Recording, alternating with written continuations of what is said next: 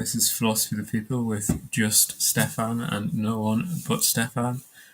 And I really feel like all the options for camera arrangement, whatever, on Restream are like not very good for this kind of thing.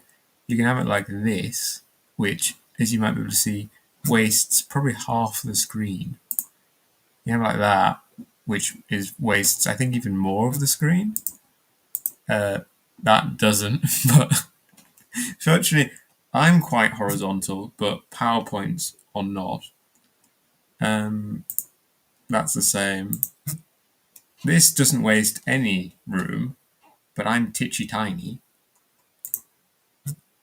And that's just a worse version of the previous one. So at least on this one specific arrangement, Restream is very bad.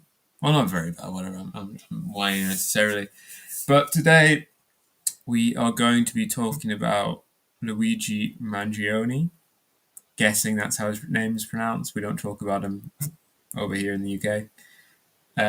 Syria, the recent collapse of the Syrian government and a current ongoing war in northeastern Syria between the NATO jihadism of Turkey and its proxies and the Kurdish forces and their socialist vision up there.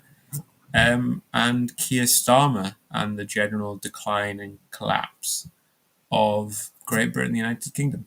Great Britain, Northern Ireland, also called the United Kingdom. I'll get there in the end. We are starting, and the relation between these things is the idea that we generally live in a moment of great passivity.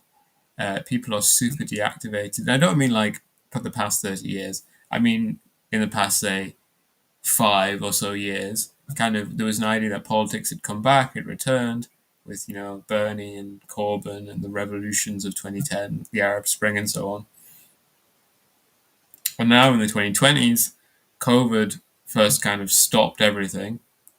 And then since then, we haven't really managed to recapture any kind of effort towards mass politics alongside the defeat that Corbyn suffered, that Bernie suffered, that these revolutions suffered.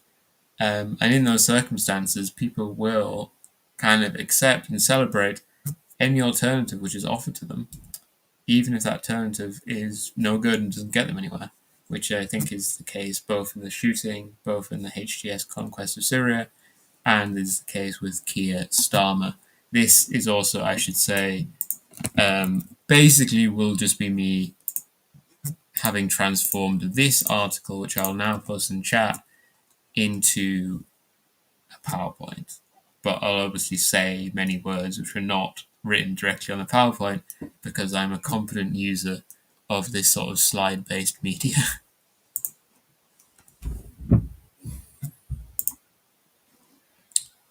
Luigi Mangione, Killing for Us.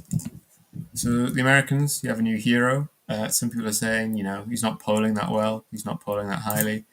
But Luigi Mangione, he's polling higher than Joe Biden, your president. And why is he so popular? Well, he killed someone, which Americans normally don't like. They're a bit more ambivalent on it compared to other countries, but generally people still aren't a fan of just random killings in the United States.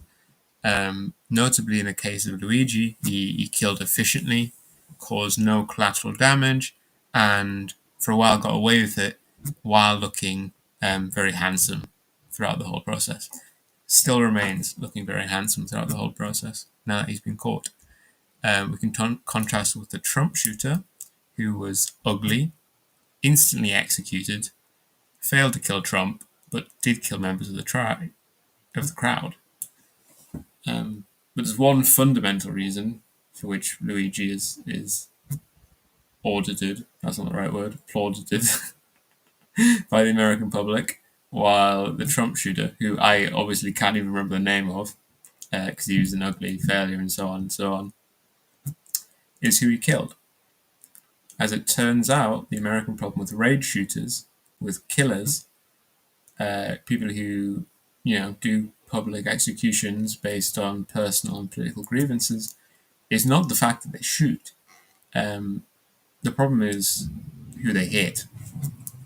And in the case of Luigi Mangione, he chose more or less the perfect target for creating sympathy among the American public. Um, the victim of this shooting is someone I'm not going to say the name of, but he was a health insurance CEO. And for people who don't know, health insurance in the United States is a system which Americans pay into during good times, and then when they're sick, when they're elderly, the insurance refuses to do anything and just lets them suffer and die. In the United States, instead of a doctor deciding how you get treated and in what manners you get treated and so on, it's a for-profit company, which really obviously leads to all sorts of. I mean, it's hard to even call them perverse incentives because there isn't kind of a non-perverse part of health insurance.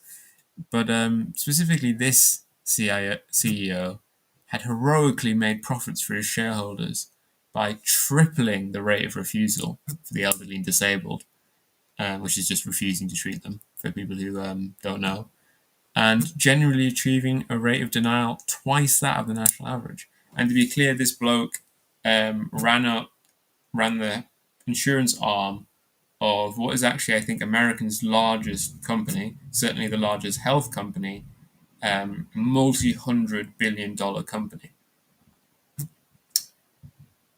And for why kind of this was the perfect shooting, we can note that right-wing commentators like Ben Shapiro tried to portray the celebrations of this shooting as a product of the sicko left, only to be roundly informed by their own fans that they thought it was great. And that's why Luigi Mangione kind of chose the perfect target, because while on other issues there is this partisan divide, like if he'd killed Trump, lots of people would think he was cool, but lots of people would really hate him because there's lots of people who actually regard Trump in high esteem. It seems basically no one, at least no one that doesn't write for the New York Times, holds holds the CEO in high esteem. There's plenty of people who hold Luigi Mangione in high esteem. And there was some other point which I've lost, so I'll move on. This reaction was almost incomprehensible to a media that was recalibrating towards being softly centre-right after the American people elected Trump. You know, the elite's like, oh, what the American people want is Donald Trump in this like election where like half the population or less votes in, and where Trump seemed to kind of crush an election night, but then actually in the end didn't even get a majority. He got like 49.9% of the people who voted. The commentariat and the professional media class were like, oh, that means everyone really likes Trump and we're going to be like libs but right wing now a little bit. But what the shooting demonstrated was that there's really this enormous, immense, endless gap between what is offered to the American people and what they actually want. The Democrat Republicans offer tax cuts and credits, but what the American people want is public executions of enemies of the people. What the American people want is guillotines, and within that circumstance, you know, whether the Democrat or the Republican wins the election, it's more or less just like random variance and noise from two parties which are, you know, not capturing the spirit and the joy and the desires of the American people. The problem is, of course, is if we understand the shooting and the reaction to it as Americans expressing this great desire for a massive, radical change in the healthcare system, and probably more broadly than that, is what are they going to do about it? And it seems more every day, that the answer is nothing at all. That Mangione's killing is a spectacle which everyone enjoys and maybe could approve of, especially young people, but not a one which is going to push them towards actually doing anything.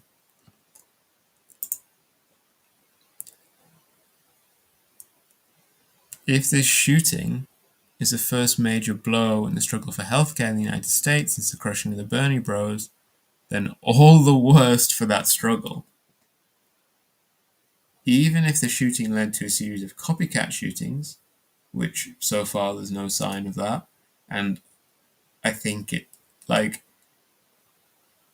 especially like shootings which are successful, because both security will be hardened, but I think people underestimate how much capacity you have to go and to have how much capacity you have to actually go and execute someone on the street. It's not clear what difference these shootings would make, apart from a continually hardening of the security apparatus among the American ruling class, which of course leads to the further alienation between the American ruling class and the American working class.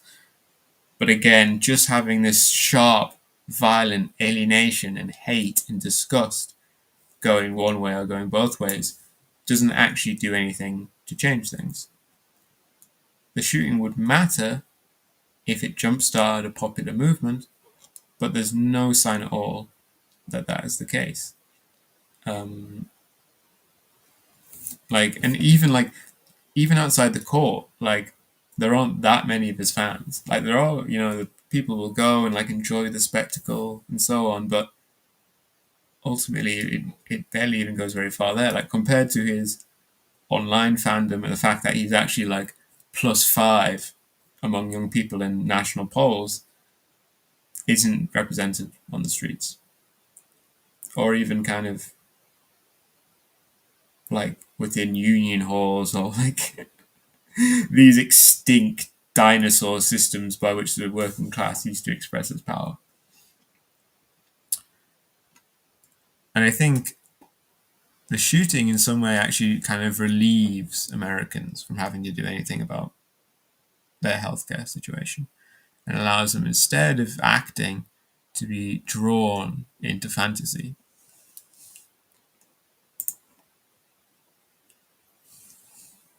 Fantasy Luigi. So for days, all that we know, all that we knew about the shooter was that he had a winning smile, and that that he'd engraved 3 words on the shell casings. Perfect fantasy projection. And this meant everything could be projected on him. His vendetta could have been personal, ideological, and then within the ideological space, more or less anything could be filled in. And this hardly changed actually once he was actually arrested and found.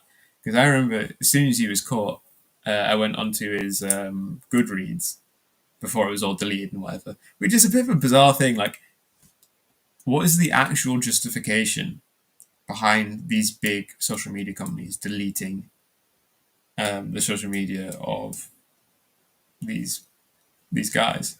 Because you can say, oh, it's to prevent glorification or whatever. But even that's the case, like, I don't think anyone's going to glorify the Saudi shooter.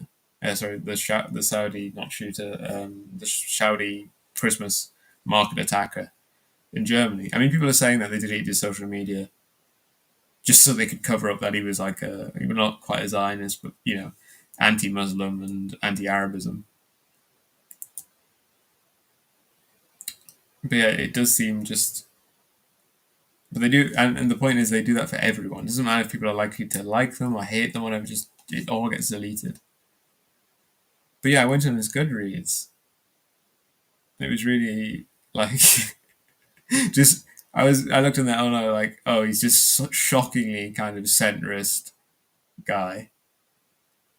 He didn't. His social media showed no real ideological commitment. He was a real like radical centrist, and he had this mix of personal and impersonal issues with the U.S. health system. Like, he had a really bad back, but he also had actual reasons and considerations about the U.S. healthcare system. if this sort of projection of fantasy and of mass fantasy, like it's not just that we fantasize about Luigi as individuals, wrapped up in bed at night, but also that we fantasize about Luigi together, collectively, on social media. You know, people will ping fantasies back and forth about him, about America's boyfriend, and so on and so on.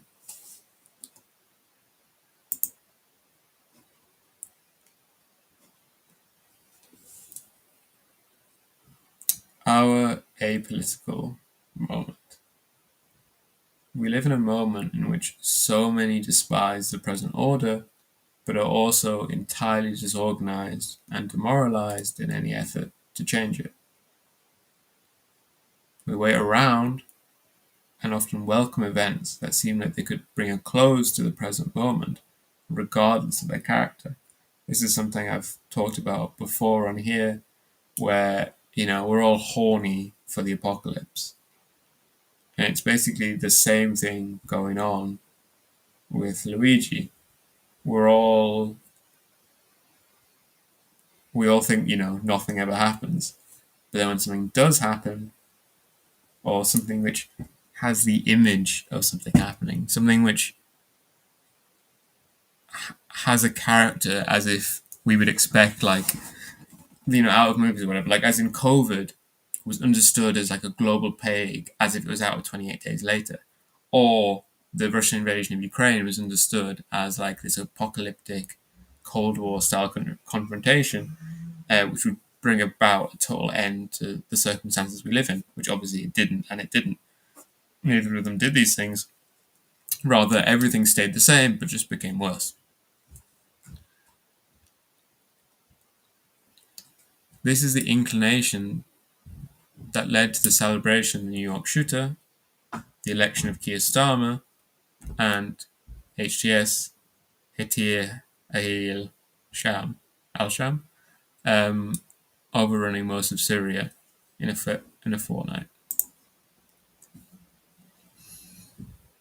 In Syria, HTS, a former branch of Al-Qaeda, has rebranded and moderated in order to present themselves as the only visible, viable opposition, with its main rival, the Turkish-backed SNA, falling into open banditry.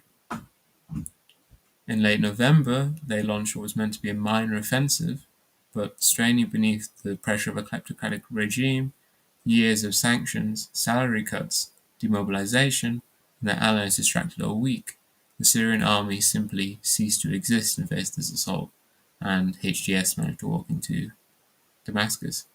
What was especially ironic and amusing for me was that previously in this war, HTS were the ones which were fighting the government, and thus Russia and Iran, and that was really hard for them. It took basically the intervention of Turkey within their areas for them to survive. But they were never fully taken over by Turkey.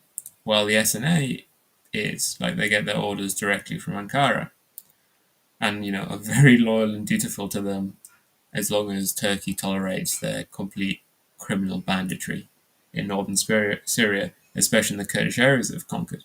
And the SNA is the tool that Ankara, Turkey, uses against the revolutionary government of northeastern Syria.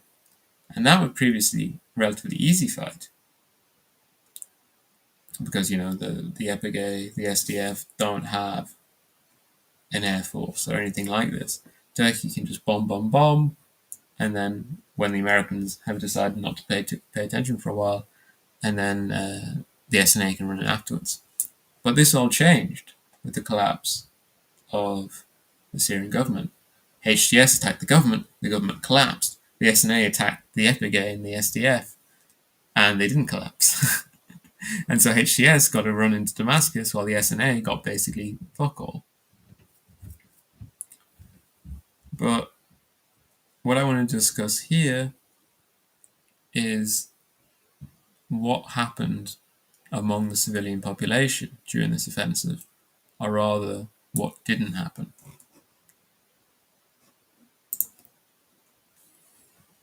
An essential part of the Syrian government's military strategy was the formation of militias from Syria's various minorities. Deployed locally, these forces provided hard points of fighters which would not run away, which gave Russian air power and Iranian ground forces something to work around. Like there was two Shia villages which had joined upon to Kurdish-held Afrin, and then on the other side were mostly surrounded by rebel territory for a lot of the war. One was called Nabul, I forgot what the other one's called. And these two Shia villages held out for years and years and years against the rebels until eventually they were connected back to the rest of the government territories after offensives supported by Russia and Iran. But the militias in these towns, these villages, must have clearly been demobilized by the time of the present offensive because the jihadists attacked these areas and there was no resistance in these places. What happened instead was the Epigay came to these areas and evacuated the local Shia to northeast Syria. And this was done because of previous agreements and arrangements and friendly relations between these two villages and the Kurdish SPF. But the actual villages had been disarmed by the government. By late 2024, this was something which had happened a great deal across Syria. A large number of these militias had been demobilized as the government tried to transition back to how things were operated before the war. They wanted to remove these, relatively powerful armed groups, which on one hand kind of provided an opposition force to their momentum, to their control and so on, while also kind of, it led to a lot of social banditry and so on. And, you have to pay them and supply them and whatever, while obviously kind of a big obstacle if they wanted to return to a civilian economy. But of course, it's a very foolish move before the Syrian government had actually won the war. But notably, this collapse did not happen so fast, in lots of places at least, that these former militiamen could not have rushed to their armories and demanded their weapons back. It did not happen so fast and did not seem at first so hopeless as to make this endeavour pointless. But there seemed to be very little interest in its proposition.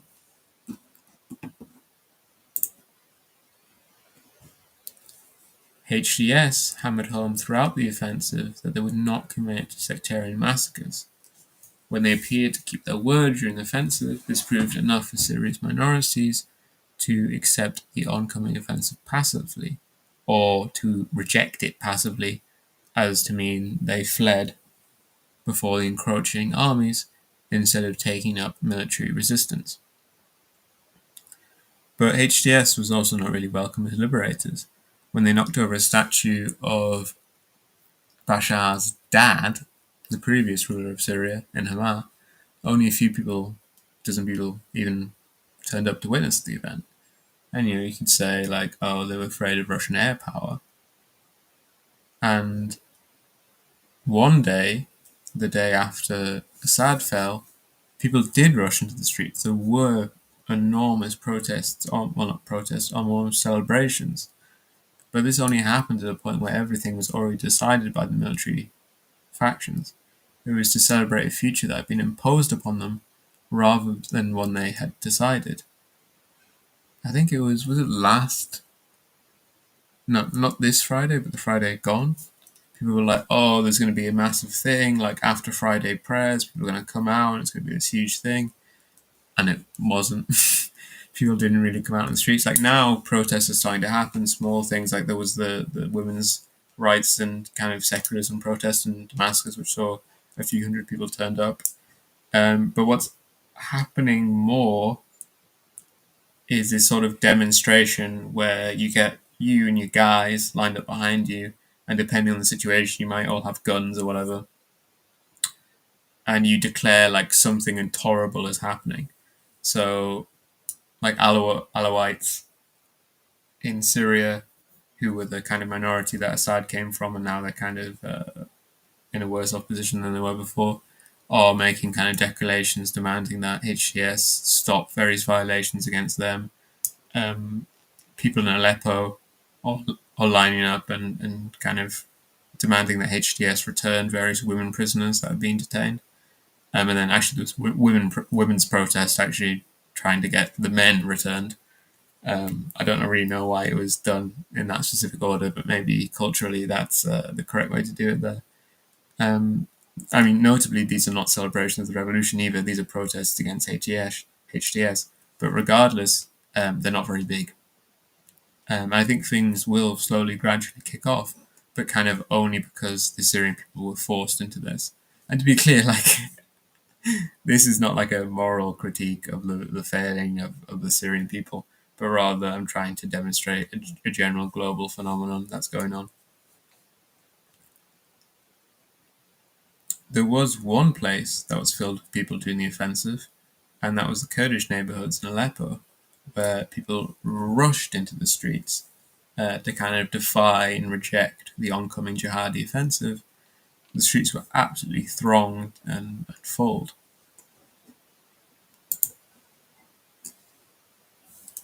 These people in these Kurdish neighborhoods in Aleppo came out en masse to support their fighters, the EPG, the SDF, who are the armed wing of the leftist PYD.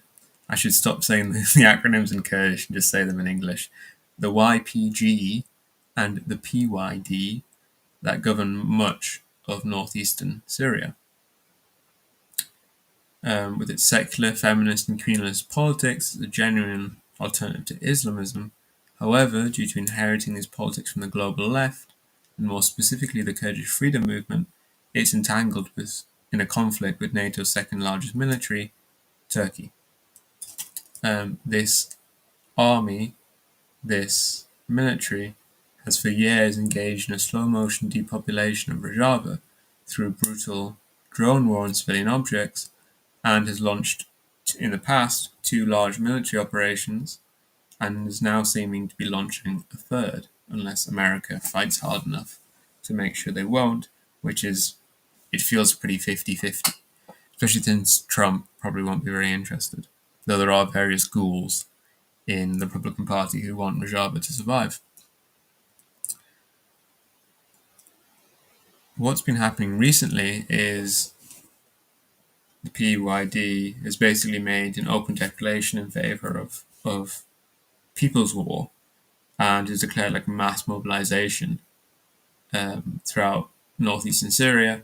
And so now the kind of these declaration videos I already mentioned are coming out in northeastern Syria, where they're going between like each village in Kobane region, and a few dozen villagers are coming out with arms in each of these villages and declaring, the beginning of Revolutionary People War, like we are with the SDF, with the EPG, and we will fight and so on.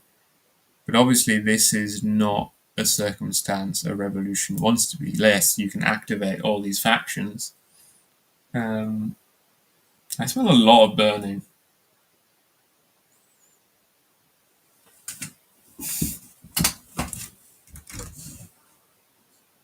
Wow. Yeah, my flatmate has really managed to cook something up. Apologies. But the house is not burning down, so shan't worry.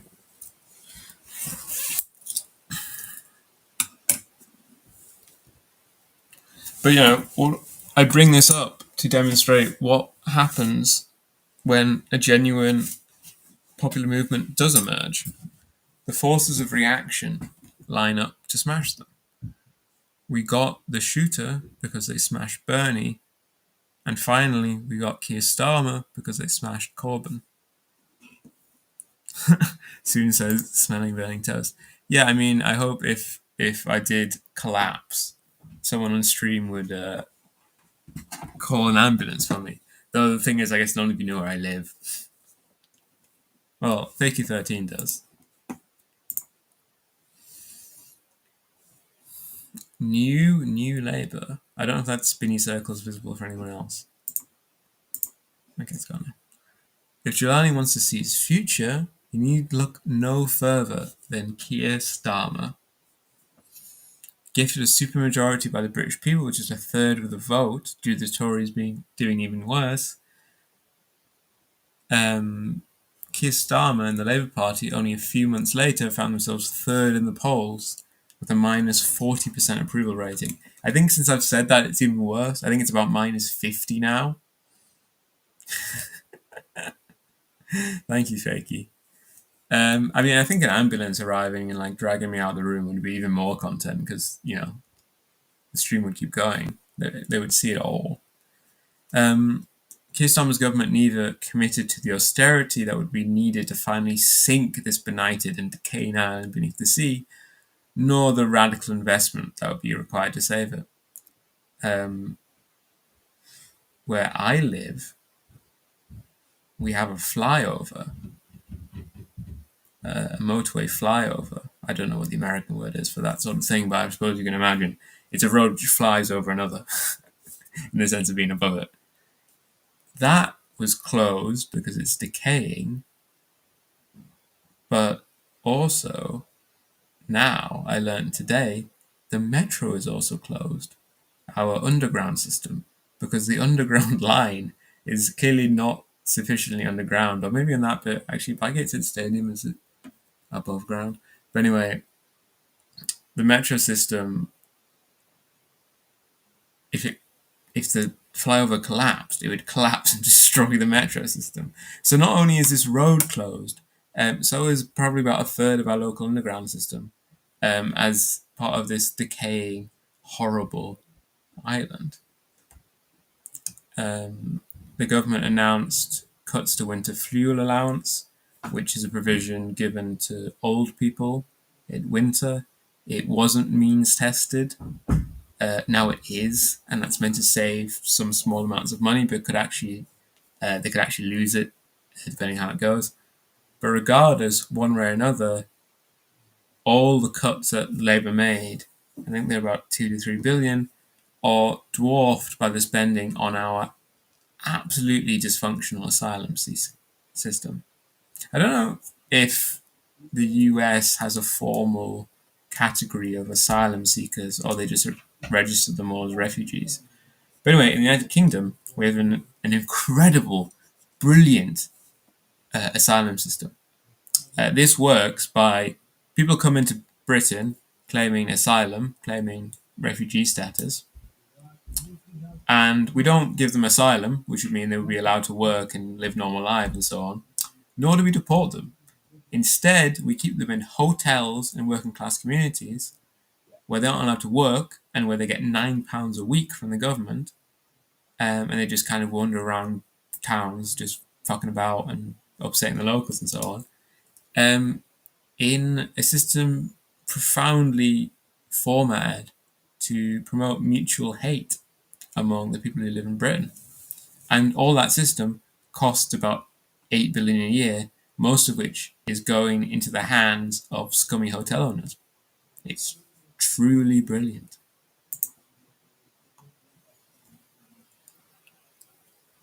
However, despite the depths of unpopularity to which the Labour Party has sunk, they will still reach the end of their term, or roundabout. Maybe Keir Starmer won't, maybe they'll get rid of him. But no one's going to bring down the Labour government, especially since they have over 400 seats. Bringing down the government would require mass politics on a level that had become impossible in Britain. I don't know if Americans know about this. I guess they do. But this summer, there were massive immigration riots in the UK, mostly focusing on frustration and anger among this really shitty asylum system that we have. So lots of racists came out and tried to attack. Oh, it was started by a mass stabbing by a second generation British Rwandan immigrant, though at the time they were claiming he was Muslim or whatever. But the hate was mostly expressed towards asylum centres, hotels, with some margin going towards mosques. But yeah, this bubbled over in a week. They were all sent to prison, and then nothing's happened since. The British government is also extending inheritance tax to more rural holdings, because previously in the UK you could just even if you're incredibly rich, you could just transfer all your holding into like a farm, and then that just wouldn't be taxed at all.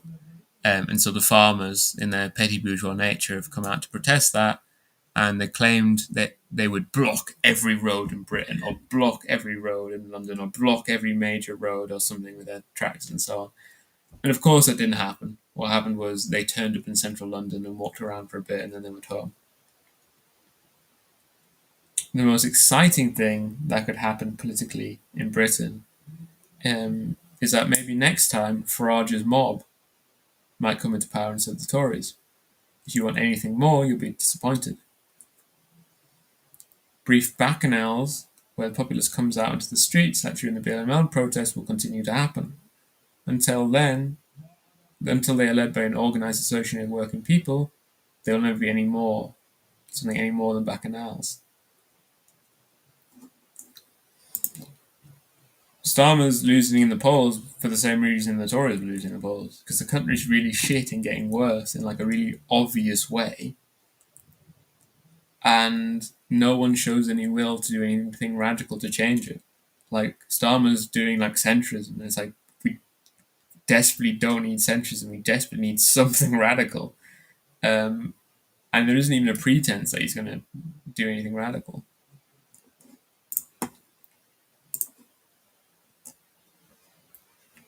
We'll take what we can get. In the US, outrage at the private healthcare system is expressed as applause for a violent but ultimately directionless and inconsequential act.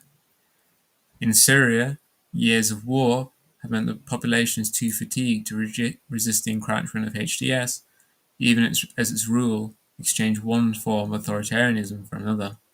In Britain, the death of politics is made manifest in quiet acceptance of a party which does nothing more than the bare minimum to maintain its rule. In each case, no one likes what's happening. No one is celebrating Keir Starmer. No one is celebrating HTS. People are celebrating Luigi Mangione on social media, but they're not celebrating it outside the court. One guy is, two guys are. That's it.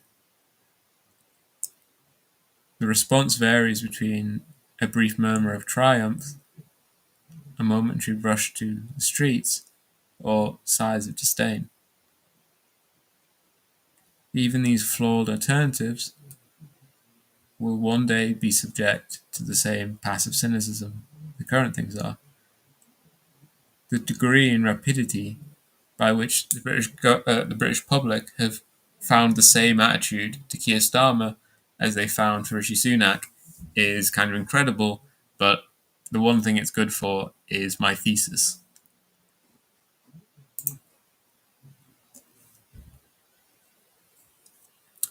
Unfortunately, we must accept that things can always get worse, and as long as our rulers are alien to the people, we should not expect change as it happens. Things will keep changing, but as long as we aren't in control of them, things will change for the worse. They won't change in our favour, they'll change in their failure.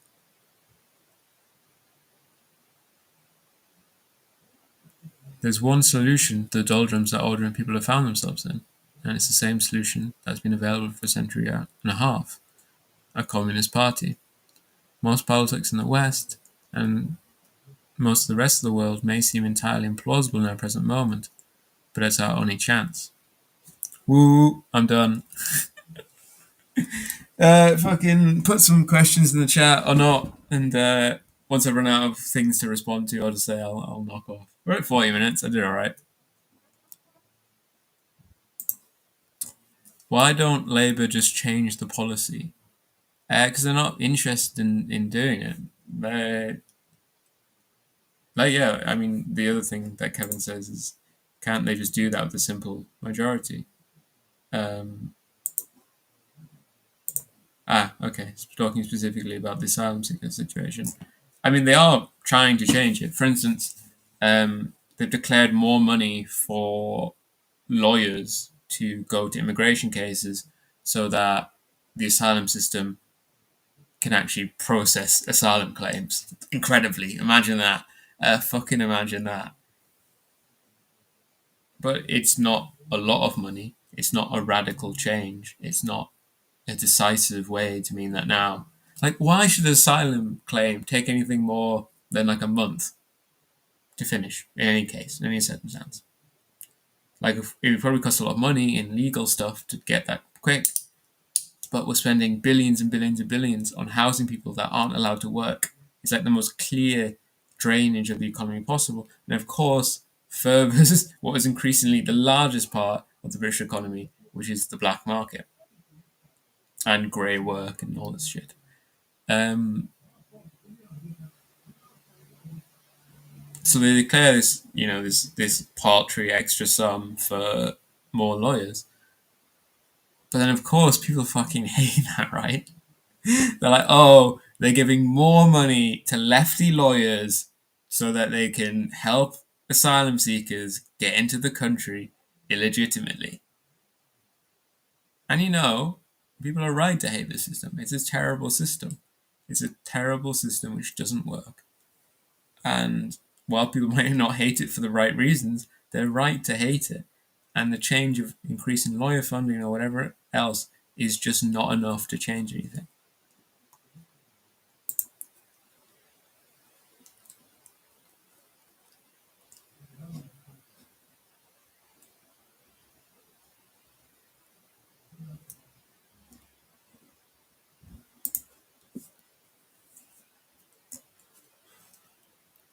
So I'm really not particularly sure what will happen between the SDF and the US and Turkey, because lots of evil people in the world want to see Rojava destroyed, but lots of evil people also want to see Rojava survive. There's lots of horrible Republican ghouls in Congress who want to see Rojava survive because they see it as an extended American military base, and the Kurdish YPG as very reliable and effective partners in their fight against the Islamic State and potentially against other jihadist groups if they were so inclined. That's the funny thing, right? The YPG fights ISIS with US approval, but when they fight all these other jihadi groups who obviously also hate America, they do that without the approval of the United States because these other jihadis are NATO jihadis. They are loyal cadre of Turkey NATO.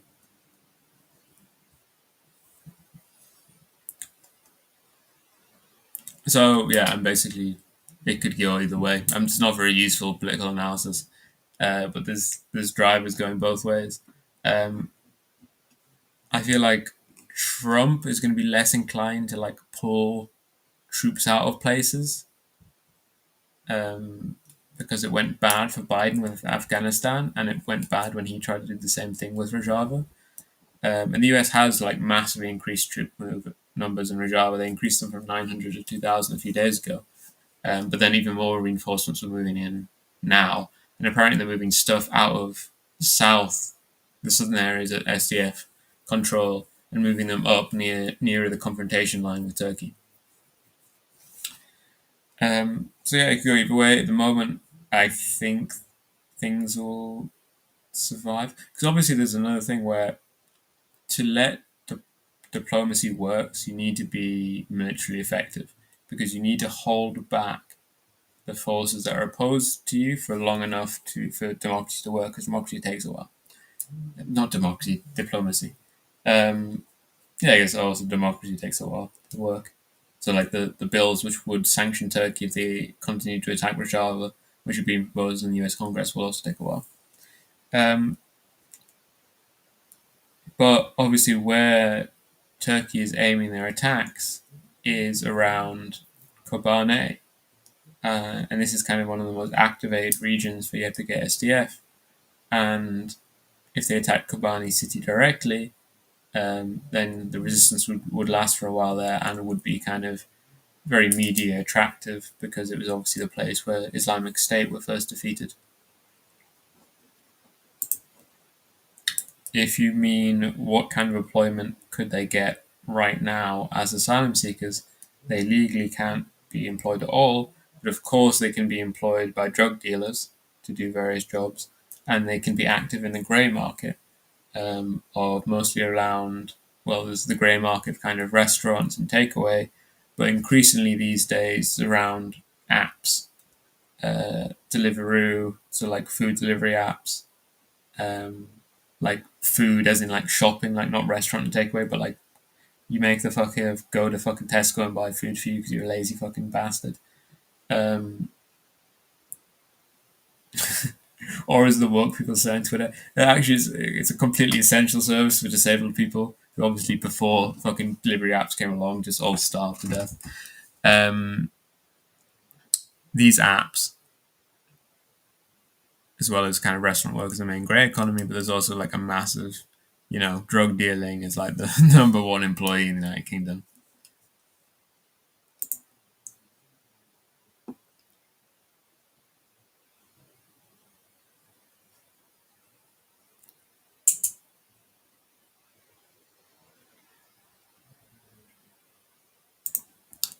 Um, so Eastern Europeans did this, but I don't think day labouring is common with the people who end up as asylum seekers, just because basically they don't kind of. Well, actually, so in some places, not day labouring, but like for instance in Birmingham and places like this, they do work in factories, like garment factories and places like this, in really horribly exploitative conditions. Um, but you don't even want to really do that because you have to actually take them places and so on, and like they're kind of obviously working and so on, in ways which are dangerous for them. Like kind of asylum seekers are more banned from work than kind of other illegal immigrants. Thank you, Astral. I assume. I mean, I haven't seen the last show. I assume Jason put it on. Jesus Christ, I just forgot Jason's name for like 5 seconds. I assume Jason put it on. I don't know, maybe someone else put it on for a joke. I came in and I was named Pascal Robert, and I had to change that. I don't. I don't think Pascal would have done it though.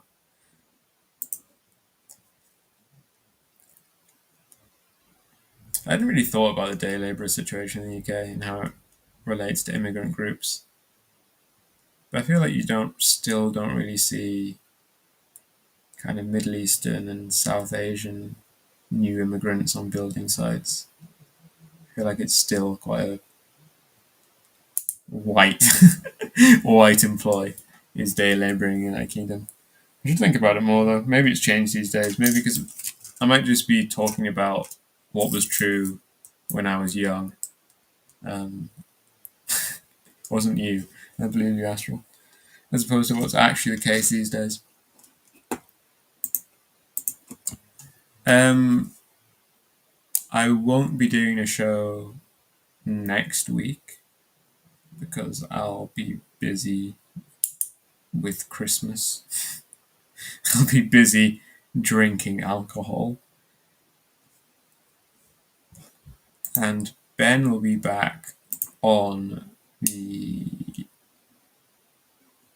12th, probably, maybe the 19th. But I will do something on the 5th. I won't do something on the 29th, but I will do something on the 5th. Though I don't know what will be. It'll be based on my inspirations up to that point. My favourite show I've ever done here was my favourite solo show was the one I did in June. I'd love to do some more literary analysis, but I don't have a particular topic to literary analysis is. Yes, Merry Christmas to everyone. Happy New Year too, because I won't be here on the 29th. Merry Christmas and Happy New Year to everyone, especially to everyone who doesn't celebrate Christmas. Merry Christmas to you, the most. Get rid of this. Right. Does anyone play Magic the Gathering?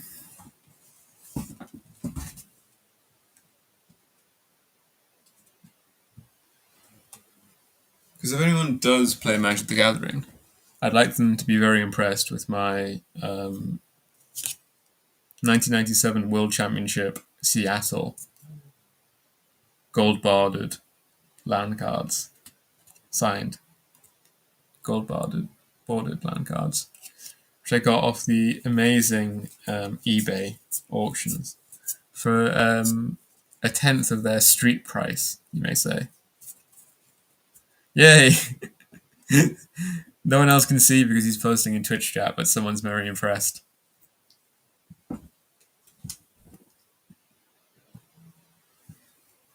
Yeah, I got a couple hundred of the gold bordered cards and then like 300 more land cards from the 1990s for just £30. Though put into mana box, card scanning for value, there were around £300.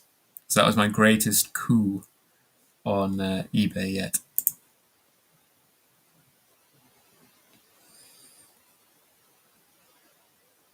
Lots of people who used to play Magic the Gathering. Yeah, I really just like having a hobby which doesn't involve the computer. I mean, it does involve the computer quite often, but at least the actual doing of it doesn't involve the computer. Oh, that's funny. If I move my head far enough to the right, you can see the actual natural lighting, my actual natural skin color of being grey as fuck, as opposed to if I sit over here, which gives the false illusion of I have like some color to me through the amazing power of my ring light. But I just play. Well, I play with Fakey13 from chat.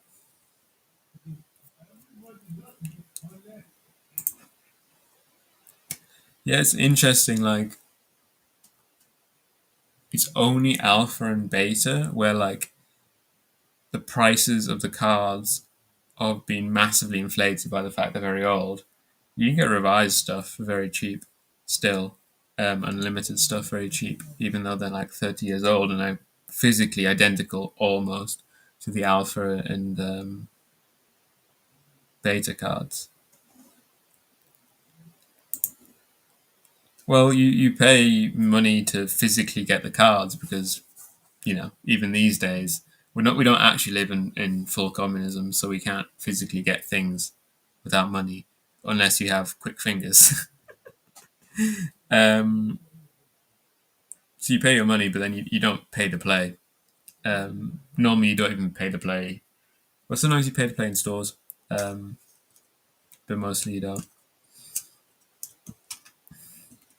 Yes, reserve list, which they should abolish. They've abolished everything else.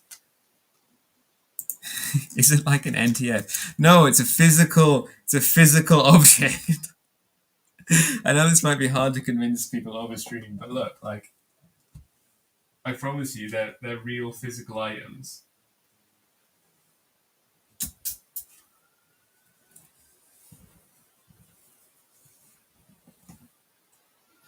Look, they're physical objects, and you play them, and they do certain things.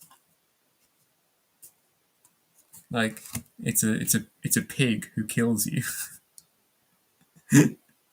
Might as well be an NFT.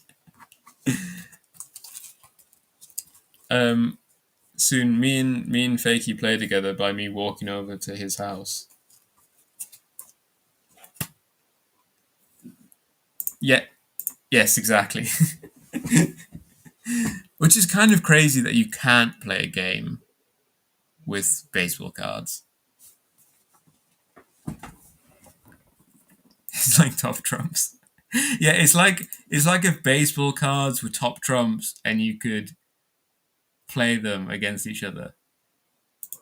Is this give them an argument? It was give them an argument. Now it's Magic the Gathering live.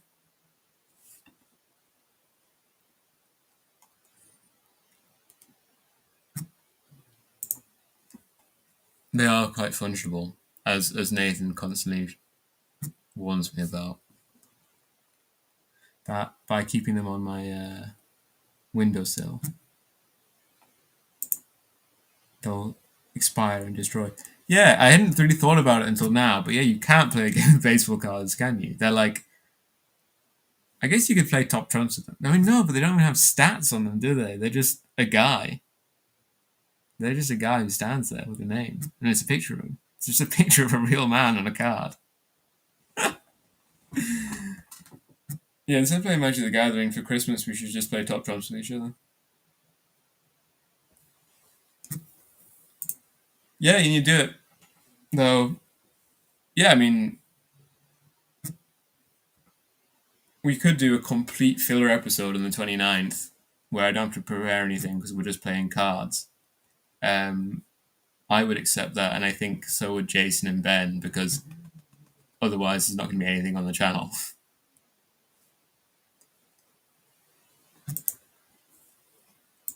Yeah, because they started out as like freebies from cigarettes, but like now you have to pay money for them.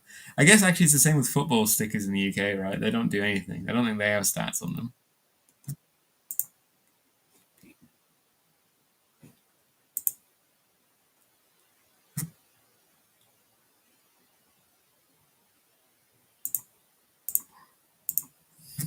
Okay, this is probably enough Magic the Gathering chat.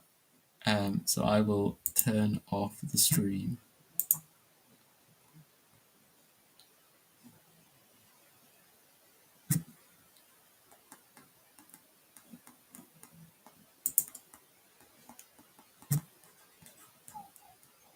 Bye, everyone.